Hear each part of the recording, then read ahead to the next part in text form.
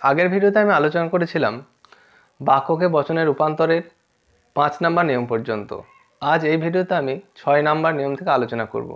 তোমরা যারা আগের ভিডিওটা দেখোনি তাদেরকে বলবো আমার চ্যানেলে গিয়ে আগের ভিডিওটা দেখে এসো এবং আমার চ্যানেলটিকে সাবস্ক্রাইব করে দাও পরবর্তী ভিডিওগুলি সঙ্গে সঙ্গে পাওয়ার জন্য বা দেখার জন্য।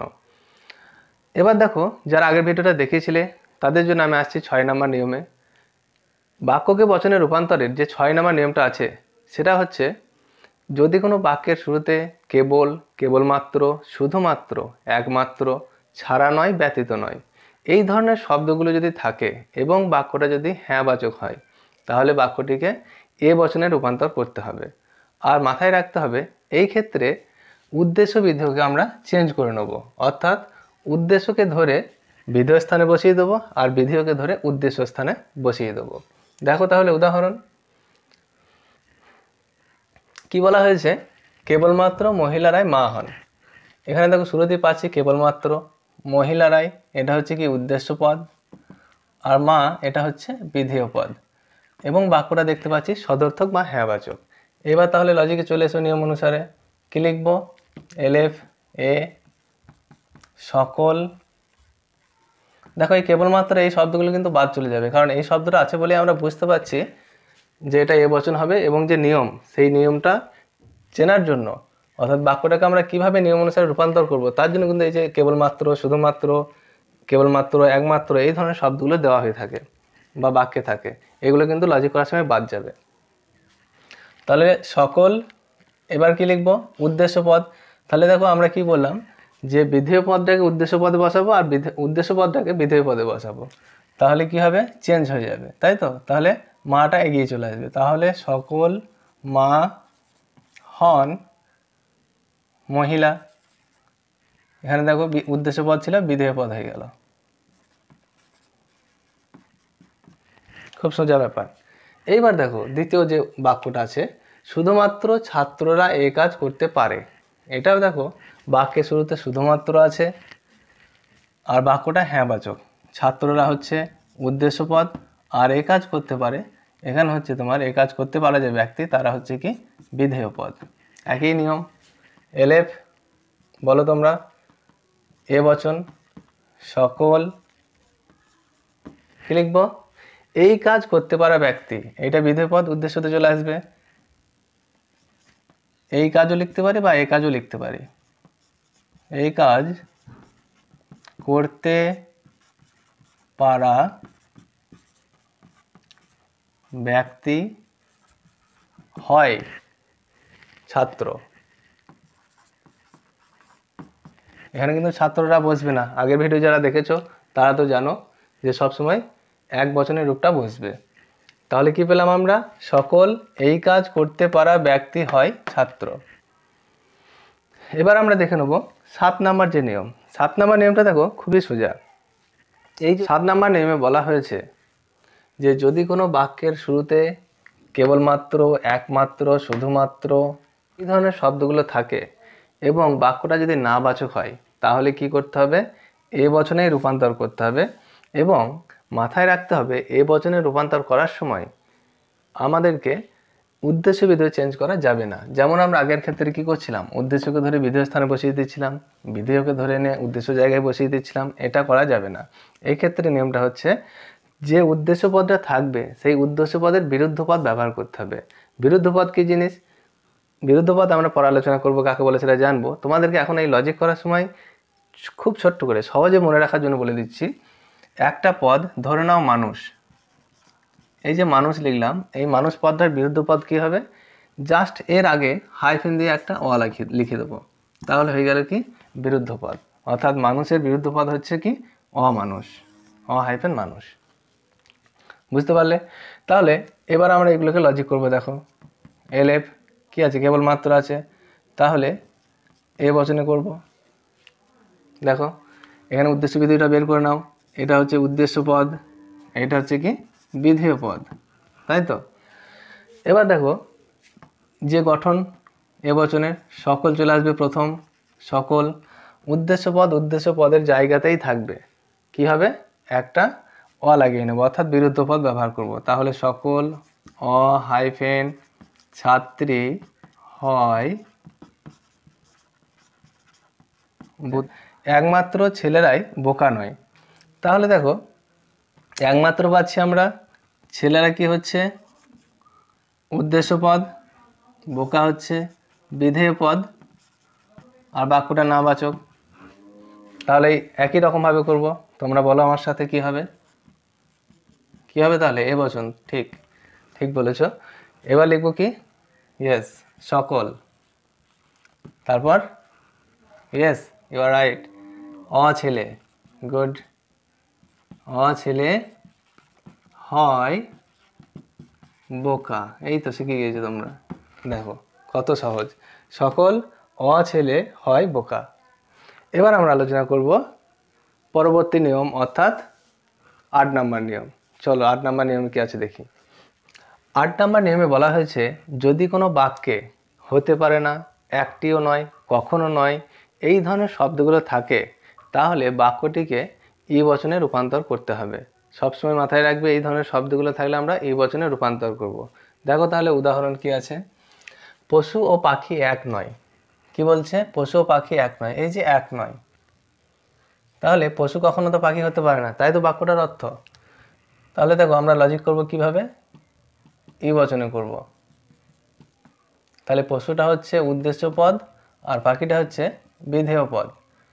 তাহলে ই বচনে যে গঠন, হ্যাঁ কোনো, ঠিকই বলেছ, কোনো কি লিখব, পশু নয় পাখি, কোনো পশু নয় পাখি, একদম শিখে ফেলেছো তোমরা। এইবার দেখো দ্বিতীয় যে এক্সাম্পল, এটাও তোমরাই বলে ফেলবে, দেখো বৃত্ত ত্রিভুজ হতে পারে না, তাই তো হতে পারে না। তাহলে এই ধরনের শব্দ যদি থাকে তাহলে কি হবে, ই বচনে রূপান্তর করতে হবে, এলএফ ই। বলো তোমরা তাহলে, ই লিখলাম, কোনো, কোনটা হবে তাহলে, বৃত্ত ত্রিভুজ হতে পারে না, এইটা হচ্ছে উদ্দেশ্য পদ আর এটা হচ্ছে বিধেয় পদ, অর্থাৎ কোনো বৃত্ত নয়, ইয়েস একদম রাইট, এই তো শিখে ফেলেছো তোমরা তো সহজেই, বৃত্ত নয় ত্রিভুজ, অনেক শিখে ফেলেছো তোমরা, ঠিক পারবে এবার। দেখো এবার আসছি 9 নম্বর নিয়ম। 9 নম্বর নিয়মটা আমাদেরকে একটু বুঝে নিতে হবে ভালোভাবে। 9 নম্বর যে নিয়ম, এটা হচ্ছে বিশিষ্ট বচন, ঠিক আছে, নিয়মটার নাম দেওয়া হচ্ছে বিশিষ্ট বচন। কেন বলা হচ্ছে দেখো, এই যে ধরনের বাক্যে উদ্দেশ্য পদের জায়গাতে কোনো ব্যক্তির নাম উল্লেখ থাকবে তাকে বলা হচ্ছে বিশিষ্ট বচন। এই বাক্যটার লজিক করার দুটো নিয়ম আছে, একটা হচ্ছে যে ক্ষেত্রে ব্যক্তির নাম স্পষ্টভাবে উল্লেখ থাকবে সেটা একটা, আর একটা ক্ষেত্র হচ্ছে যে ক্ষেত্রে ব্যক্তির নাম স্পষ্টভাবে উল্লেখ থাকবে না, অর্থাৎ নির্দিষ্টভাবে বলা থাকবে না, কাকে বোঝানো হচ্ছে। তো প্রথমে আমরা আলোচনা করব যে ক্ষেত্রে ব্যক্তির নাম স্পষ্টভাবে উল্লেখ আছে বা সুনির্দিষ্টভাবে বলে দেওয়া হচ্ছে উদ্দেশ্যপদ কে আছে। তো এই দেখো এই ধরনের বাক্যকে যখন আমরা লজিক করব, তো এই বাক্যগুলো হতে পারে দুই রকম, অর্থাৎ এ বচন কিংবা ই বচন, অর্থাৎ সবসময় মাথায় রাখবে সার্বিক। তাহলে যদি উদ্দেশ্যপদটা নির্দিষ্ট থাকে বা একজন ব্যক্তির নাম উল্লেখ থাকে তাহলে আমরা লজিক করব কোন বচনে, এ কিংবা ই বচনে। তাহলে কখন এ করবো আর কখন ই করবো এটা তো তোমরা জানো, যদি সদর্থক হয় তাহলে এ বচন হবে, আর যদি নমর্থক হয় তাহলে ই বচন হবে। আচ্ছা তাহলে এবার চলে এসো লজিকটা করে নি। কি আছে, রবীন্দ্রনাথ সাহিত্যিক, তাই তো। তাহলে রবীন্দ্রনাথ দেখো একজন ব্যক্তির নাম স্পষ্টভাবে উল্লেখ করে দিয়েছে, আর সাহিত্যিক, রবীন্দ্রনাথ ছিলেন সাহিত্যিক সেটাই বলছে, তাহলে রবীন্দ্রনাথ হচ্ছে কি উদ্দেশ্য পদ আর এটা হয়ে যাচ্ছে বিধেয় পদ। এবার আমরা তাহলে কি করব, এলএফ এ, কি লিখবো, সকল লিখবো না, সকল লিখবো না, আগে তোমাদেরকে বলেছি যদি ব্যক্তির নাম উল্লেখ থাকে তাহলে কিন্তু সকল লেখা যাবে না, অর্থাৎ পরিমাণটা উল্লেখ থাকবে না, কারণ একজনকেই তো বোঝানো হচ্ছে। রবীন্দ্রনাথ হয়, অথবা আমরা হনও লিখতে পারি, সাহিত্যিক। দেখো এক্ষেত্রে কি ছিল, বাক্যটা সদর্থক ছিল, তাই হয়ে গেল কি এ বচন। এবার যদি বাক্যটা নমর্থক হয় তাহলে কি করব, ইয়েস ঠিকই বলেছে, ই বচন করতে হবে। তাহলে প্লেটো এটা হচ্ছে উদ্দেশ্য পদ আর কবি এইটা হচ্ছে কি বিধেয় পদ। তাহলে এখানে দেখো 9 আছে, তাহলে আমরা কি করব, ই বচনে রূপান্তর করব, এলএফ ই।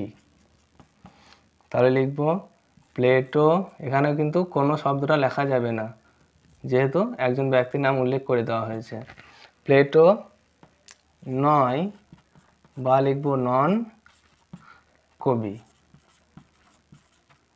বেশ, এই তো হয়ে গেল প্রথম পার্টটা। এবার এই নিয়মটা যে দ্বিতীয় পার্ট, অর্থাৎ যখন উদ্দেশ্যপদ সুনির্দিষ্ট থাকবে না বা উদ্দেশ্যপদকে অনির্দিষ্ট করে বোঝানো হবে, সেই নিয়মটা আমরা দেখে নেব। চলো তাহলে উদাহরণ দেখে নিই। দেখো আমরা উদাহরণ নিয়েছি, তো এক্ষেত্রে আমরা দুটি উদাহরণ নিয়েছি। মাথায় রাখবো আগে যেমন এ কিংবা ই বচনে রূপান্তর করা হচ্ছিল, এই ক্ষেত্রে আই কিংবা ও বচনে রূপান্তর করতে হবে।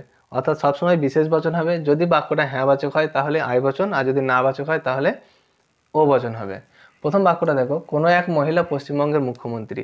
তো এখানে দেখো কোনো ব্যক্তির নাম তো স্পষ্টভাবে উল্লেখ করা হয়নি, হয়েছে কি হয়নি। তো তাহলে এক্ষেত্রে কোনো এক মহিলা অর্থাৎ যে কোনো মহিলা হতে পারে, তাই আমরা এটাকে বিশেষ বচনে রূপান্তর করব। এলএফ তাহলে আই, কি লিখব, কোনো মহিলা, তাই তো এটা উদ্দেশ্য পদ, কোনো মহিলা হন। এবার এটা বিধেয় পদ যেটা আছে পশ্চিমবঙ্গের মুখ্যমন্ত্রী, এটাই আমরা বসিয়ে দেবো পশ্চিমবঙ্গের মুখ্যমন্ত্রী। ঠিক আছে, তাহলে লজিক করে পেলাম কোনো এক মহিলা হন পশ্চিমবঙ্গের মুখ্যমন্ত্রী। দ্বিতীয়টা দেখো, কোনো এক ব্যক্তি বাজারে যায়নি। এই ক্ষেত্রে কি আছে, বাক্যটা না বাচক আছে। আর কোনো এক ব্যক্তি কাউকে তো সুনির্দিষ্টভাবে বোঝাচ্ছে না বা বোঝানো হচ্ছে না, যে কেউ হতে পারে।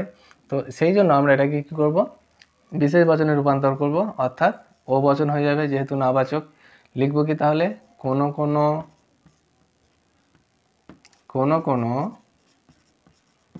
বলো ব্যক্তি, ঠিক, কোনো ব্যক্তি কি হবে, নয়, ইয়েস, নয় বাজারে যাওয়া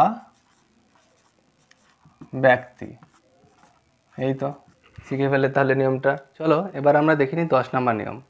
10 নম্বর নিয়মটিতে বলা হয়েছে কোনো বাক্যে কিছু কিছু, কখনো কখনো, অল্প সংখ্যক, অধিকাংশ, সাধারণত এই ধরনের শব্দ যদি থাকে তাহলে বাক্যটিকে সবসময় বিশেষ বচনে অর্থাৎ আই কিংবা ও বচনে রূপান্তর করতে হবে। যদি বাক্যটা সদর্থক হয় তাহলে আই বচনে রূপান্তর করতে হবে, আর যদি বাক্যটা নাবাচক হয় তাহলে ও বচনে রূপান্তর করতে হবে। চলো আমরা উদাহরণটা দেখে নিই। কী আছে দেখো, অনেক ডাক্তার লোভী। তো এখানে কি আছে, ডাক্তার, ডাক্তারটা হচ্ছে উদ্দেশ্য পদ, আর লোভীটা হচ্ছে কি বিধেয় পদ। আর অনেক এটা কি পরিমাণ বলে দিচ্ছে। তাহলে এই যে অনেক, সমস্ত ডাক্তারকে তো আর বোঝানো হচ্ছে না, কি হচ্ছে কিছু ডাক্তারকে বোঝানো হচ্ছে, তাই তো, সকলকে কিন্তু বোঝাচ্ছে না। তাহলে আমরা এটাকে বিশেষ বচনের আওতায় নিয়ে আসবো। তাহলে হয়ে যাবে কি, যেহেতু সদর্থক আছে তাই হয়ে যাবে এটা আই বচন। তাহলে লিখব কোনো ডাক্তার হয় লোভী, বা লিখতে পারি লোভী ব্যক্তি। এইবার দেখো দ্বিতীয় যেটা আছে সেখানে কি আছে, অধিকাংশ ছাত্র মনোযোগী নয়। এটা কি না বাচক, আর এখানে কি আছে অধিকাংশ ছাত্র, তাহলে এটা উদ্দেশ্য পদ আর এটা হচ্ছে কি বিধেয় পদ। তাহলে এই যে অধিকাংশ শব্দটা কি হচ্ছে, সমস্ত ছাত্রকে কি বোঝাচ্ছে, বোঝাচ্ছে না, কিছু ছাত্র বাদ পড়ে যাচ্ছে, তাহলে এটা বিশেষ বচন। তো আমরা চলে আসবো তাহলে ও বচনে, যেহেতু এটা না বাচক, এলএফ ও, কোনো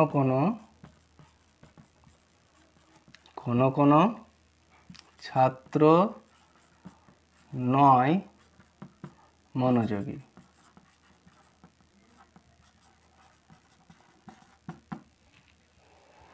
এই ক্লাসে আজ আমরা এই পর্যন্ত শিখলাম। এর পরবর্তী ক্লাসে আমরা বাকি যে নিয়মগুলি আছে সেই নিয়মগুলো নিয়ে আলোচনা করব। তোমরা ততক্ষণ এই নিয়মগুলো নিয়ে আলোচনা করো, প্র্যাকটিস করো, সমস্যা হলে আমাকে কমেন্ট বক্সে জানাও।